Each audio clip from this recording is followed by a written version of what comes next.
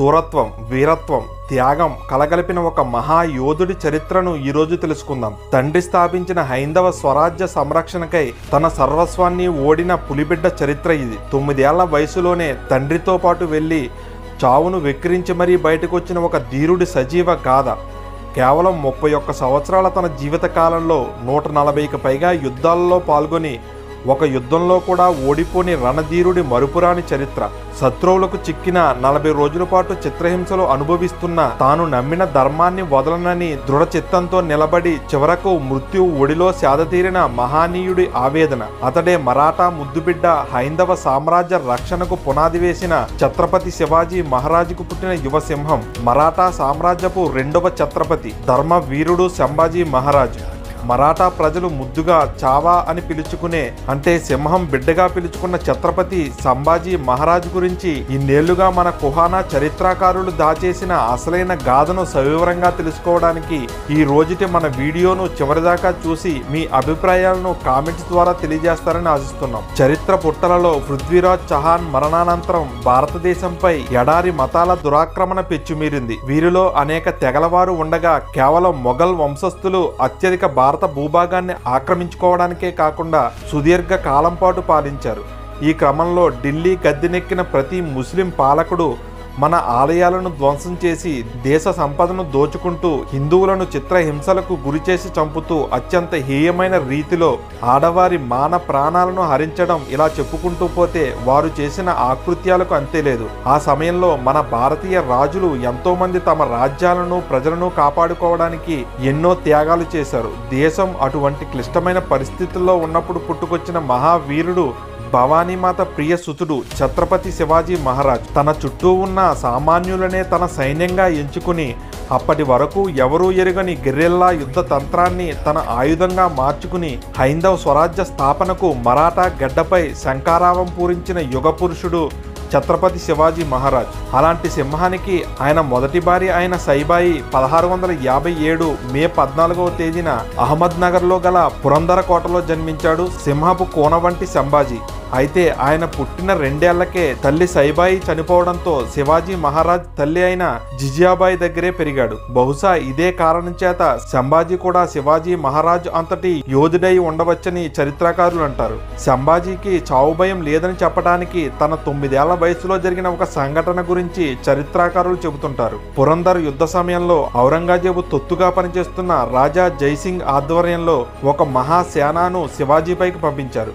కొద్ది రోజుల పాటు పోరాటం చేసిన ఛత్రపతి యుద్ధం కంటే సంధి మంచిదని భావించి జైసింగ్ని మధ్యవర్తిగా పెట్టి ఔరంగజేబుతో ఒక ఒప్పందం కుదుర్చుకున్నాడు. అందులో భాగంగా శివాజీ మహారాజ్ ఆగ్రా కోటకు వెళుతూ కాబోయే రాజుకు రాజకీయాలపై పూర్తి అవగాహన ఉండాలనే తలంపుతో 9 ఏళ్ల సంభాజీని కూడా వెంట పెట్టుకుని వెళ్లడం జరిగింది. అయితే వెన్నుపోటు నైజాం నరనరాన నిండిన ఔరంగజేబ్ తన కుక్కబుద్ధిని ప్రదర్శించాడు. శివాజీ మహారాజ్ని కొడుకు సంభాజీతో సహా ఖైదు చేయించాడు. కోటలో పనిచేసే వారి తోడ్పాటుతో కొడుకుతో సహా తప్పించుకుని తిరిగి తమ రాజ్యానికి చేరుకున్నారు శివాజీ సంభాజీ. సహజంగా 9 ఏళ్ల వయసు వారు అలాంటి పరిస్థితుల్లో ఇరుక్కుంటే భయంతో బిక్కచచ్చిపోతారు. కానీ ఆ పులిబిడ్డ కళ్ళల్లో చిన్నపాటి పెరుకు కూడా లేదని తండ్రి వేసిన ప్రణాళికకు పూర్తిగా సహకరిస్తూ అక్కడి నుంచి తెలివిగా బయటపడ్డారని చరిత్రకారులు చెబుతారు. చిన్నతనం నుంచే నాయనమ్మ జిజియాబాయి దగ్గర పెరగడంతో సంభాజీకి పురాణాలు, ఇతిహాసాలతో పాటు హిందువులపై జరుగుతున్న ఆకృత్యాలు, వాటిపై తన తండ్రి చేస్తున్న పోరాటం, ఇలా అన్ని విషయాలు చెబుతూ అతని వ్యక్తిత్వం ఒక యోధుడిలా, రాజులా, వివేకవంతుడిలా మార్చేసింది జిజియాబాయి. అంతేకాదు ఎంతో మంది గురువుల దగ్గర గణితం, రాజకీయం, భాష, యుద్ధ విద్యలు, యుద్ధ తంత్రాలు వంటి ఎన్నో విషయాలలో శిక్షణ తీసుకున్నాడు. అతడి వీరత్వం ఎంతటిదంటే కేవలం 16 ఏళ్ల వయసులోనే మొదటి యుద్ధంలో పాల్గొని తిరుగులేని విజయాన్ని సొంతం చేసుకున్నాడు. సంభాజీ మహారాజ్ యొక్క 27 ఏళ్ల యుద్ధ ప్రయాణంలో ఆయన కేవలం మొఘలులు, దక్కన్ నవాబులు, బీజాపూర్ సుల్తానులనే కాకుండా ఆనాడు హిందువులపై దౌర్జన్యాలు చేస్తూ, హిందూ ఆలయాలను నాశనం చేస్తూ, బలవంతంగా మత మార్పిడులను చేస్తున్న పోర్చుగీసు వారిని కూడా సప్త సముద్రాల నీరు తాగించాడు. ఆ విధంగా కొంకణ ప్రాంతాన్ని, గోవా నగరాన్ని కూడా మరాఠా సామ్రాజ్యంలో కలిపేసిన ధీరుడు సంభాజీ మహారాజ్. ఇక ఈ పులిబిడ్డ కేవలం రణధీరుడే కాకుండా భాషా పండితుడు, కళా పిపాసి కూడా అని చరిత్ర చెబుతుంది. ఆయన మరాఠా సంస్కృతంతో పాటు 15 భాషలలో ప్రావీణ్యం పొందాడు. వాటిలో తెలుగు కూడా ఉండడం విశేషం. సంభాజీ కేవలం 14 ఏళ్ల వయసులోనే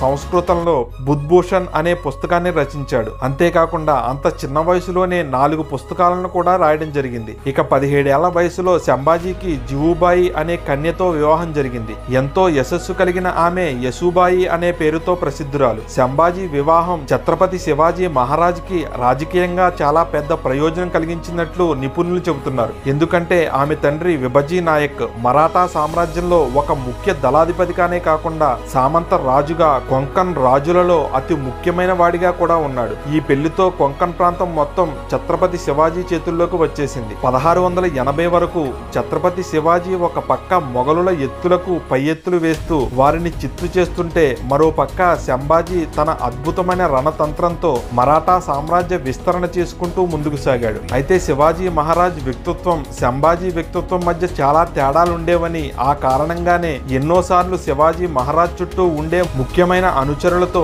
సంభాజీ వాగ్వాదాలు పడేవాడని చరిత్ర చెబుతుంది. దానితో శివాజీ మహారాజ్ చుట్టూ ఉండే కొంతమంది మంత్రులు, సామంతులలో కొంతమంది శివాజీ తర్వాత రాజుగా సంభాజీ కంటే ఛత్రపతి రెండో భార్య అయిన సొయిరాబాయి కుమారుడు రాజారాంను ప్రకటించాలని కుతంత్రాలు పన్నేవారు. వారి పన్నాగాలలో సొయిరాబాయి హస్తం కూడా బలంగా ఉండేది. కొంతమంది చరిత్రకారుల ప్రకారం ఒకసారి సొయిరాబాయి తన గూఢచారుల సహాయంతో సంభాజీకి విషం పెట్టి చంపడానికి కూడా ప్రయత్నించింది. ఈ గొడవల కారణంగానే 1678లో సంభాజీ రాజారాముల మధ్య వివాదం తరాస్థాయికి వెళ్లిపోయి ఇద్దరూ వేరువేరుగా తమ బలాలను పెంచుకునే వరకు వెళ్లిపోయింది.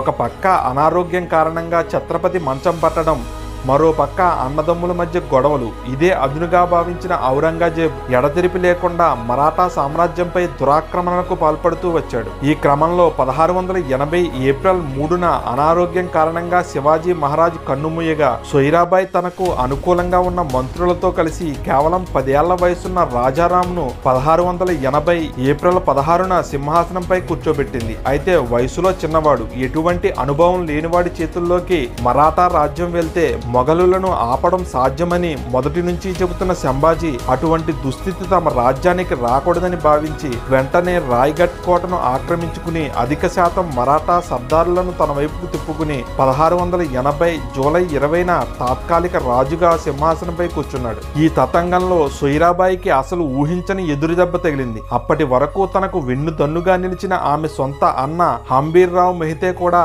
ఆమెకు వ్యతిరేకంగా పనిచేసి రాజ్యం సంభాజీ చేతుల్లోకి వెళ్లడానికి సహకరించాడు. దాంతో సంభాజీ మహారాజ్ సొయిరాబాయిని, తమ్ముడు రాజారాంని, వారికి సహకరించిన వారిని ఖైదు చేయించాడు. అయితే ఇక్కడ కుహానా చరిత్రకారులు తమ కపట కళానికి పనిచెప్పారు. సొయిరాబాయిని, ఆమె అనుచరులను సంభాజీ మహారాజ్ అత్యంత దారుణంగా చంపించాడని, రాజారాం చిన్నవాడు కావడంతో అతడిని మాత్రం వదిలేశాడని పిచ్చిరాతలు రాశారు.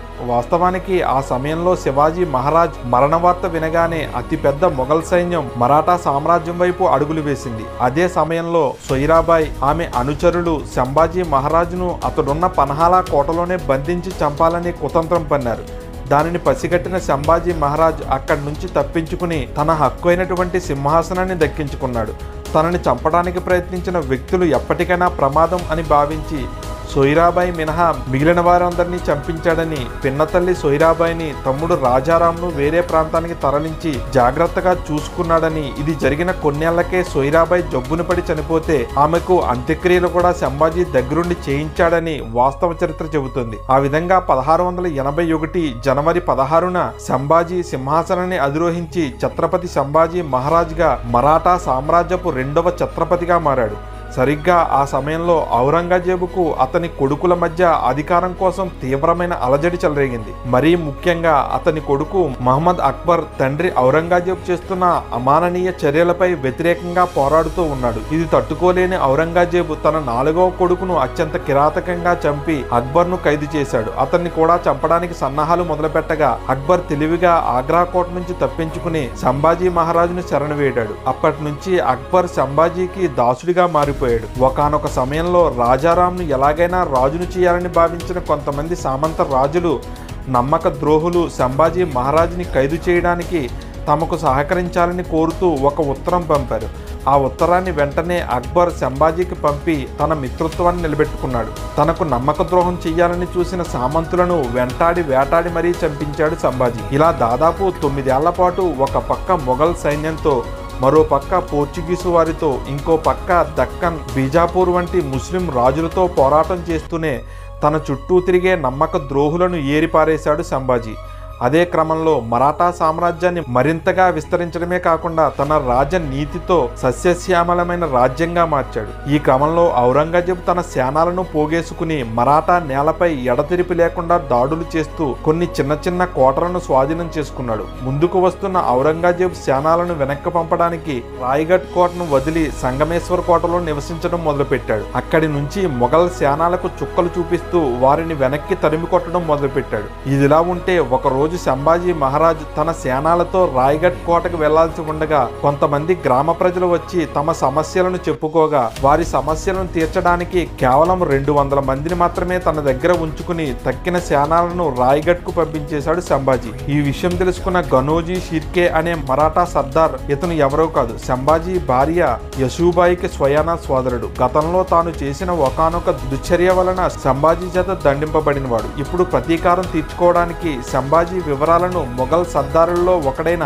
ముఖారాబ్ ఖాన్కి తెలియజేసి ఏకంగా 5000 మంది సేనాలతో కేవలం మరాఠా వీరులకు మాత్రమే తెలిసిన రహస్య మార్గం గుండా వెళ్లి సంభాజీ ఉండే కోటను ముట్టడించాడు. 5000 మంది సైన్యం ముందు 200 మంది సేనాలు సరితూగలేక సంభాజీ మహారాజ్ ఔరంగజేబుకు దొరికిపోయాడు. సంభాజీ మహారాజ్ జీవితంలో ఓడిపోయిన ఒకే ఒక యుద్ధం ఇది. ఇక అప్పటి నుంచి దాదాపు 40 రోజుల పాటు హిందూ ధర్మాన్ని వదిలి ఇస్లాం మతం స్వీకరించమని ప్రతిరోజు ఔరంగజేబు సంభాజీని అత్యంత కిరాతకంగా క్రూరాతి క్రూరంగా హింసించడం మొదలుపెట్టాడు. అప్పటికి హిందూ ధర్మాన్ని తప్ప వేరే మతాన్ని అంగీకరించనన్న దృఢ సంకల్పంతోనే ఉన్న సంభాజీని దారి మార్చడానికి మానవ మాతృడు భరించలేని నరకయాత్రను చూపించిన తర్వాత 1689 మార్చి 11వ తేదీన తలనరికి చంపించాడు. ఆ తర్వాత సంభాజీ మహారాజ్ శరీరాన్ని చిన్న చిన్న ముక్కలుగా నరికించి సోలాపూర్ దగ్గరున్న భీమా నదిలో పారేయించాడు. ఇది తెలుసుకున్న మరాఠా వీరులు ఆ నదిలో వెతికి దొరికిన కొన్ని భాగాలనే తీసుకెళ్లి అంతిమ సంస్కారాలు జరిపించారు. సజీవంగా ఉండగానే శరీర భాగాలు తెగుపడుతున్న, ప్రాణం పోతున్న హైందవ స్వరాజ్యంపై ఉన్న శ్రద్ధ, హిందుత్వంపై ఉన్న అపారమైన గౌరవం సంభాజీ మహారాజులోని ధైర్యాన్ని కించిత్తు కూడా తొనకనివ్వలేదు. దేశం కోసం, ధర్మం కోసం అత్యంత భయానకమైన మరణాన్ని సైతం నవ్వుతూ ఆహ్వానించిన ఆయన వీరత్వాన్ని చూసిన మరాఠా యోధుల రక్తం మరిగింది. వారి గుండెల్లో కొండంత ధైర్యాన్ని నింపింది. ఆ తెగువే ఔరంగజేబు జీవితానికి నికృష్టమైన ముగింపు పలకడంతో పాటు ఆ తర్వాత మొఘల్ సామ్రాజ్యాన్ని కోకటి వేళ్లతో సహా పెకిలించి వేసేలా చేసింది. పార్వతీ పతయే